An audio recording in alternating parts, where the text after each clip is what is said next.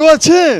ভালো আছি, কিন্তু আপনারা হাসিনা পতনে যে এত লাফালাফি করতেছেন, ও দেশটারে যত উন্নতি করছে, কে উন্নতি করছে এরকম আমাকে বলেন।